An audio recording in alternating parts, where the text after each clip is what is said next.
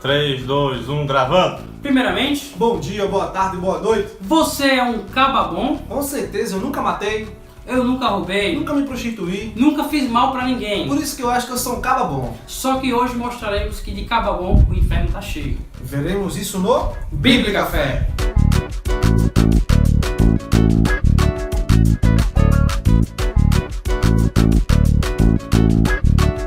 Geralmente, quando falamos de bondade, nós nos achamos bons até demais. Claro que comparado a Hitler, você é um anjo e vai pro céu. Só que em relação a Deus, você é uma formiga, pecador e merece ser julgado justamente por ele. Procuraremos explicar esse tema, que o primeiro ponto é: você não é tão bom assim. A palavra bondade, muitas das vezes nos ouvidos das pessoas, soa como música. Na teologia, nós sabemos que os homens podem fazer boas obras ou boas ações. Isso é fato. Contudo, não para a salvação. Porque se a salvação é pela graça, os homens não podem se gloriar pelas suas boas obras. Mas se o homem faz coisas boas, isso não torna um homem bom? Aristóteles afirma no seu livro Política que o homem ele é um animal político, ou seja, o homem vive em sociedade com leis, costumes, cultura e todas as coisas que a sociedade e o homem produz em busca da tão sonhada felicidade. Mas pense comigo, se tudo na vida do homem se resume ao seu bem-estar, se resume à sua felicidade, é egoísta. Até ajudar o próximo, porque eu me sinto bem e eu ajudo o próximo, isso também é egoísmo, porque eu estou pensando no meu bem-estar. Nós não estamos dizendo aqui que é errado você pensar no seu bem-estar, procurar ser feliz ou ajudar o próximo. Pelo contrário. O problema é que os homens não entendem que existe um padrão perfeito de bondade, que é Deus, como diz Santo Agostinho nas Confissões, Deus é o sumo bem. Tamanha bondade de Deus nós podemos perceber em N coisas. E uma das mais evidentes para o homem é quando o pecador ofende a Deus e Deus assim ainda demonstra a sua bondade, o seu amor e a sua misericórdia.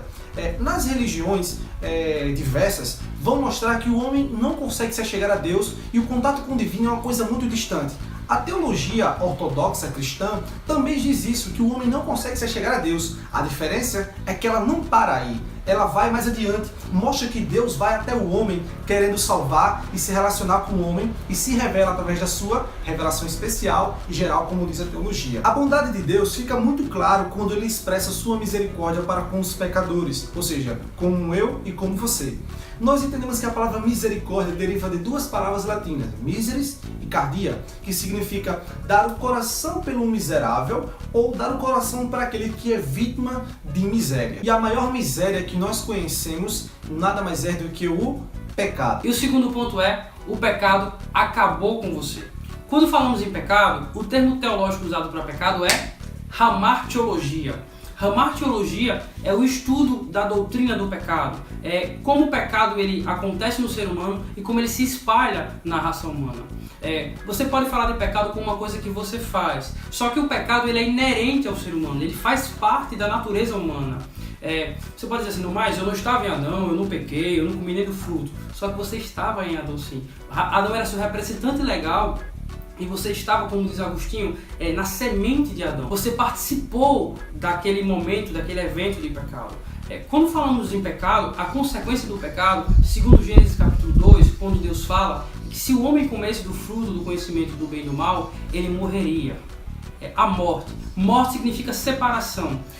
Quando o homem pecou, ele morreu. Você pode dizer, não, mas quando Adão comeu do fruto, ele não morreu. Morreu sim. A morte, falando em termos gerais, ela acontece em 3 estágios. É a morte espiritual, a morte física e a morte eterna. Quando Adão comeu do fruto, ele primeiramente se separou de Deus espiritualmente. Adão morreu em relação a Deus. Agora, depois do seu pecado, as suas funções cognitivas, a sua inteligência, a sua força, todo o seu ser é afetado pelo pecado. Em teologia nós chamamos isso de efeitos noéticos do pecado. O efeito do pecado na intelectualidade ou na parte metafísica do ser humano, a parte que não é o corpo. Depois desse primeiro estágio, que é a morte espiritual, segue-se a morte física. A morte física é a consequência da morte espiritual. Após a queda, após o pecado, o ser humano agora, o seu corpo morrerá e ele degradará aos poucos até que chegará ao fim e então morrerá. E o último ponto é a morte eterna. A consequência da morte espiritual e da morte física é a separação eterna de Deus, onde o ser humano nunca mais terá contato com o divino. Chamamos isso de inferno, condenação ou, como meu pastor Davi Bezerra diz, o lixo de Deus. O ser humano será separado para sempre de Deus e jamais terá contato com Ele. Essa é a condição de todos aqueles que estão mortos em seus delitos e pecados. E o terceiro ponto que nós vamos explorar agora é: Deus é justo em condenar. Pasmem, Deus é justo sim em condenar. Amarrado. A priori, nesse ponto, nós queremos destacar que o Deus que as Sagradas Escrituras revelam é um Deus de amor, sim, mas também é um Deus de justiça. Justiça. Muitas das vezes nós confundimos amor com bajulação. Como diz o pastor congregacional Davi Bezerra, Deus não é 100% amor apenas. Deus é 100% amor, mas também é 100% ira. Deus é 100% bondade, mas Deus também é 100% justiça. Nós não podemos relativizar a Deus. Deus é absoluto, completo em seu ser. Ele é tanto bom, mas como também é justo. Isso não pode ser desvinculado do nosso Deus. Devemos entender que o amor de Deus, ele não precisa de uma reciprocidade humana a princípio para nos amar. Deus me ama, ama você ou ama alguém que ele decide amar porque ele é amor. E a justiça que tem que ser satisfeita tem a justiça em mãos, que é a justiça de Cristo Jesus, e não a nossa, não os nossos méritos. A condenação não se remete ao homem como culpado por qualquer coisa. A condenação se remete ao homem porque ele é culpado, porque transgrediu a lei de um Deus que é santo.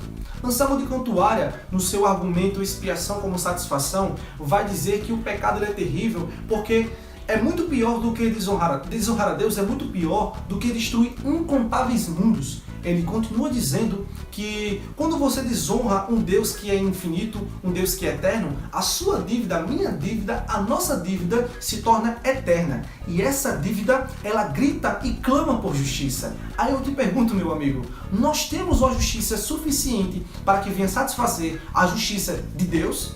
Não! E esse é o quarto ponto. Deus é justo e justificador. Diante dessa situação, desse cenário que foi colocado por Alexandre, o pecado do ser humano é cometido contra alguém que é de dignidade finita e de justiça infinita. Somente alguém com dignidade finita pode suportar e aplacar a condenação de alguém de dignidade finita. Você não coloca 2 litros de água em um copo de 200 ml. Precisa ser um recipiente de 200 ml para que você coloque água de 200 ml. Somente um ser infinito e eterno pode suportar uma condenação eterna. O homem jamais poderia fazer isso. E somente um ser humano pode ser condenado por Deus. Porque quem ofendeu a Deus foi o ser humano. E só há um ser que eu conheço que consegue completar esses 2 atributos. É o ser teantrópico conhecido como Jesus Cristo. Teantrópico? E o que é teantrópico? A TV Cultura, né? Theos significa Deus e Anthropos significa homem. O Deus homem. Jesus Cristo, ele é o Deus homem. Jesus Cristo é aquele que representa para Deus os homens e representa para nós a divindade. Jesus Cristo, ele é o mediador. Ele é o único que pode satisfazer a justiça de Deus. Porque, como já foi falado, por ser eterna deve ser eterno e por ser em humano deve ser condenada no ser humano. Jesus Cristo é esse que morreu e deu a sua vida para que as pessoas possam ter novamente acesso a Deus. E é por isso que só Jesus pode ser o Salvador. As religiões do mundo prometem pessoas que vão ascender à divindade por alguma prática, alguma coisa, mas só que o pecado que foi cometido contra Deus, ele não tem como ser pago. E Jesus, ele faz esse papel. Jesus, ele manifesta a divindade. Como diz Hernandes Dias Lopes, Jesus Cristo, ele é a exegese de Deus. Ele é a interpretação da divindade para o ser humano. E como diz em Colossenses 1,15, ele é a imagem do Deus invisível. Inteligente. É uma honra trabalhar contigo. Vaz. E por que então Deus é justo e justificador? Deus é justo porque pega o pecado dos pecadores e condena no seu Filho Santo. Ele condena o pecado. E ele é justificador porque ele atribui a justiça do seu Filho a esses homens pecadores e impuros. E como disse Pedro em Atos capítulo 4, e não há salvação em nenhum outro, pois debaixo do céu não há outro nome entre os homens pelo qual devamos ser salvos. Só Jesus Cristo pode salvar, porque só Ele é o ser teantrópico, só Ele é o Deus homem, só Ele é o Deus encarnado. Bom, concluímos hoje que você pode ser uma pessoa boa sim, como foi citado, mas ainda pode ser condenado se não tiver a Jesus Cristo, porque a busca da felicidade pode ser um egoísmo. Você também pode estar morto, tanto espiritualmente como físico e eternamente. Entendemos também que a condenação ela não é qualquer coisa, ela é contra um Deus que é santo. e também entendemos que só Jesus Cristo é o ser teotrópico, divino homem, que pode salvar a mim e a você da condenação e justiça divina. Se você gostou desse vídeo, Se inscreva no nosso canal, ativa o sininho, curta o nosso vídeo compartilha com todo mundo e não deixe de comentar o que você achou do vídeo e sugestões para os próximos vídeos. e também nos siga nas redes sociais. Como dizem os crentes, A paz do Senhor!